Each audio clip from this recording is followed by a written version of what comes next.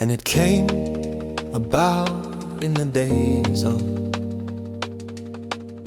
Amraphel, king of Shinar, Arioch, king of Ellasar, Chedorlaomer, king of Elam, and Tidal, king of Goim, that they made war with Bera, king of Sodom, and with Bersha, king of Gomorrah, Shunab, king of Admah, and Shamaba, king of Zeboim, and the king of Bela, that is Zor. All these kings came as allies to the valley of Siddim, that is the Salt Sea. For 12 years they had served Chedorlaomer, but in the 13th year they rebelled. And in the 14th year Chedorlaomer and the kings who were with him came and defeated the Rephaim in Ashtaroth Karnaim, and the Zuzim in Ham, and the Emim in Shava Kiriathaim, and the Horites on the Mount Seir, as far as El Paran, which is by the wilderness.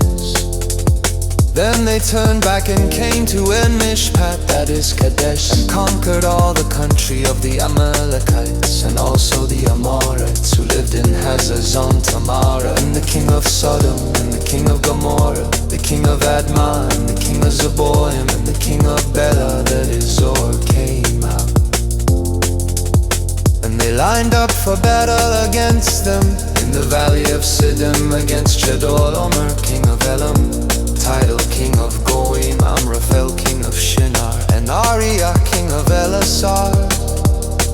4 kings against 5. Now the valley of Siddim was full of tar pits, and the kings of Sodom and Gomorrah fled, and they fell into them.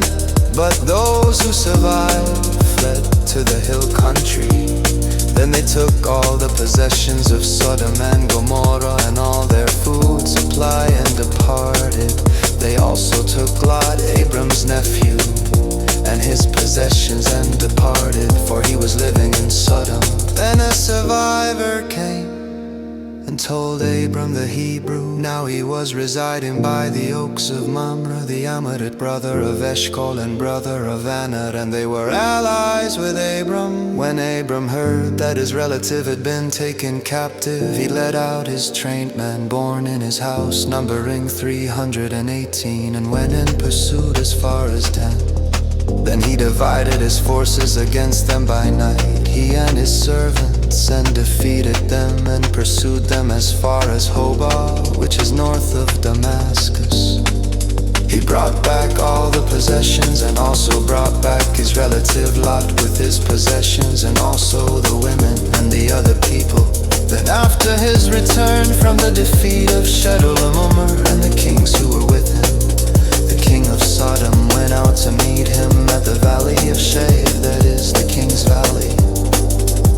And Melchizedek, the king of Salem, brought out bread and wine. Now he was a priest of God Most High.